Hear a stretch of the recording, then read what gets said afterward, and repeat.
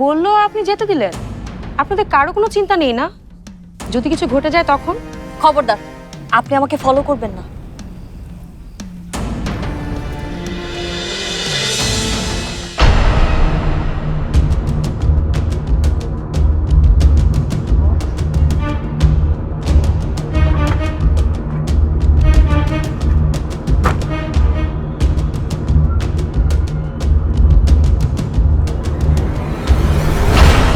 তাথই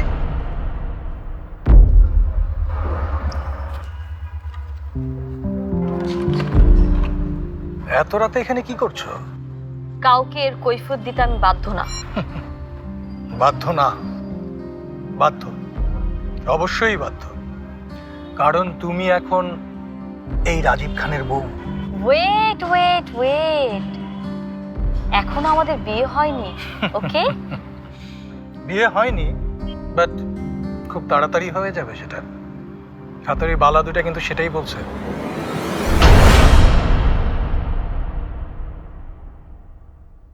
anyway, এসো, তোমাকে গাড়িতে ড্রপ করে দিচ্ছি।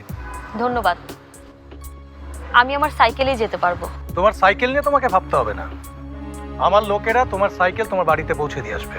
আমি আমার সাইকেল চালিয়ে যেতে বেশি কমফোর্ট ফিল করব। হোয়াট? তুমি জানো তুমি কাকে রিফিউজ করছো? এই গাড়িতে ওঠার জন্য ঢাকা শহরের অনেক মেয়েরা ম্যাড হয়ে থাকে, ম্যাড ম্যাড। আর সেখানে আমি তোমাকে সেধে গাড়িতে উঠতে বলছি? এসো তো, গাড়িতে বসবে, এসো। গরমে তো একদম ঘেমে গেছো। গাড়িতে এসো, গাড়িতে এসে বসে এসির ঠান্ডা হাওয়া খেতে খেতে আমরা দুজন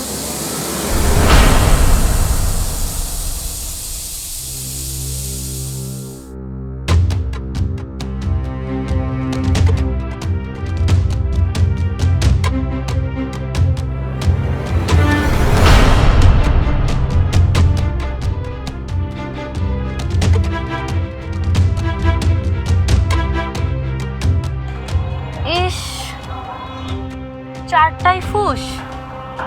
এখন দেখি আমার সাইকেলই ভরসা। উঠবেন নাকি আমার সাইকেলে? কোথায় জানি ড্রপ করতে হবে আপনাকে? অবশ্যই সাইকেলে আপনার পোষাবে না। সাইকেলে তো আবার এসি নাই, হাওয়া খাওয়া যায়।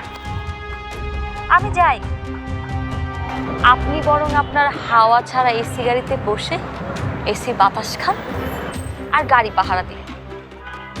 আমি চললাম, বাই।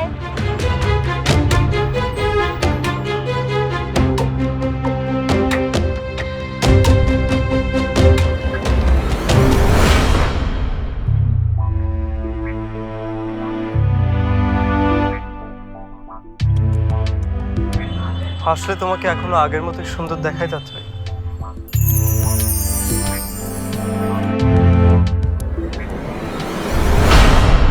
দায়িত্বের কথা বলছো তুমি, হিমেল ভাইয়া?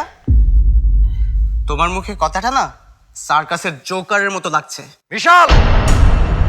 চিৎকার করো না ভাইয়া, একদমই চিৎকার করো না। বুকে হাত দিয়ে বলো তো, বড় ভাইয়ের কোন দায়িত্বটা তুমি ঠিকঠাক পালন করেছো? এটা কি বললে মিশাল? তাঁতের বিয়েটা তো হিমেলে ঠিক করলো। যে বিয়েটাতে কেউই খুশি হতে পারছে না।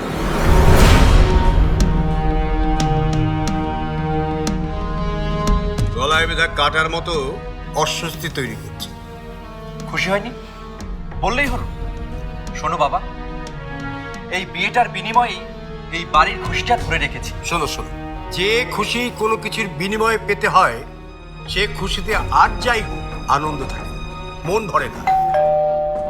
ওই মনে হয় তাথই এলো, আমি যাই দেখি। মা দাঁড়াও, আমি যাচ্ছি। আর শোনো, আমি আজকে তাথইকে কড়া কথা শোনাবো, তোমরা কেউ বাধা দেবে না।